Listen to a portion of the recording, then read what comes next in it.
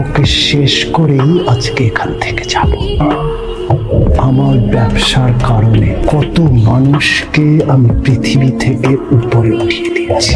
ওই ছেলের জন্য আমার ব্যবসার ক্ষতি হলে আমি ওকে ছেড়ে দেব? আমি আমার ব্যবসাকে সবচেয়ে বেশি ভালোবাসি। সরি কেন বলছো? এত সুন্দর একটা সংসার গোছাতে পেরেছ। কি সুন্দর একটা মেয়ে হয়েছে তোমার, মাশাআল্লাহ।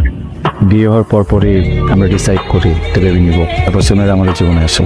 বাহ, তোমাদের দেখে খুব ভালো লাগছে। তুমি কেমন আছো? হ্যাঁ, অনেক ভালো। আমার হাজব্যান্ড আমাকে খুব ভালোবাসে। তোমার চোখ দেখলে বোঝা যায়। আচ্ছা, তোমরা দুজনেই এসেছো, মানে ওর মা কোথায়? বস আলহামদুলিল্লাহ খুব ভালো একটা চাকরি করে, খুব ভালো একটা পজিশনে। আজকে একটা কনফারেন্সে গিয়েছে আউটডোরে। আচ্ছা, তোমার ওয়াইফকে আমাদের কথা বলোনি? জানবে না কেন? তোমার দেয়া দুঃখে মলম দেওয়ার জন্যই তো এসেছিল। সেখান থেকে তো পরিচয়, সেখান থেকে তো বিয়ে। All credit goes to you. Thank you. তুমি না থাকলে আমার জীবনটা তো সুন্দর হতো না। Most welcome. আমি আসি। আচ্ছা, আমাদের কি আর দেখা হবে না?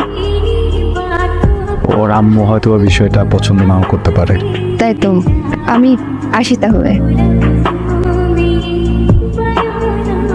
চাচু, তুমি আন্টিকে মিথ্যা বলো কেন? আমি তোমার মেয়ে, কিন্তু আমার তো বাবা আছে। চাচ্চু বাবার মতোই হয়। I love you, বাবা। আই লাভ ইউ টু মা। দুজনে মিলে সেই নাম ভিজে বৃষ্টিতে মুছে যায়নি।